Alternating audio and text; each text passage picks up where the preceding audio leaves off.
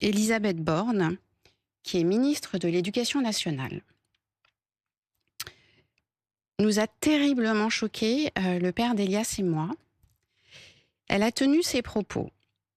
Je la cite: «Le rapport sur le frérisme, la mort d'Elias ou les violences en marge du match du PSG choquent à juste titre les Français.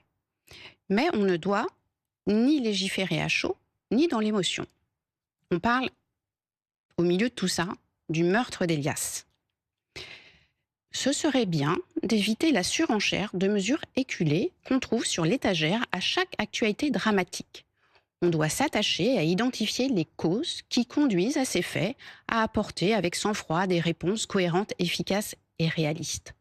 De qui se moque-t-on? Elisabeth Borne est ministre de l'Éducation nationale. Elle est au gouvernement depuis 2017. Elle a occupé plusieurs postes de ministre. Elle a été Premier ministre. On nous dit qu'elle est la numéro 2 du gouvernement. Elle est ministre de l'Éducation nationale.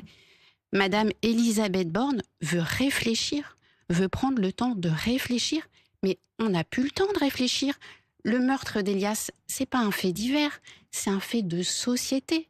Les meurtres par arme blanche, c'est pas moi qui le dis, c'est pas moi la mère d'Elias, c'est le préfet de police de Paris, Laurent Nunez. Laurent Nunez. C'est pas qu'à Paris, c'est dans toutes les villes, on le voit, on l'a vu à Crépol, on l'a vu à Dax, on l'a vu à Nantes, on le voit. C'est une réalité. En fait, on ne comprend pas comment cette femme, qui est ministre de l'Éducation nationale, qui s'occupe de notre jeunesse, est capable de prendre la parole en parlant du meurtre d'Elias et en disant tout simplement: on va réfléchir, on va prendre le temps. En fait, on n'a plus le temps de réfléchir. Notre fils, il est mort, on le sait, mais il y a plein d'autres enfants, il y a plein d'autres adolescents. Il faut agir, il faut arrêter de réfléchir.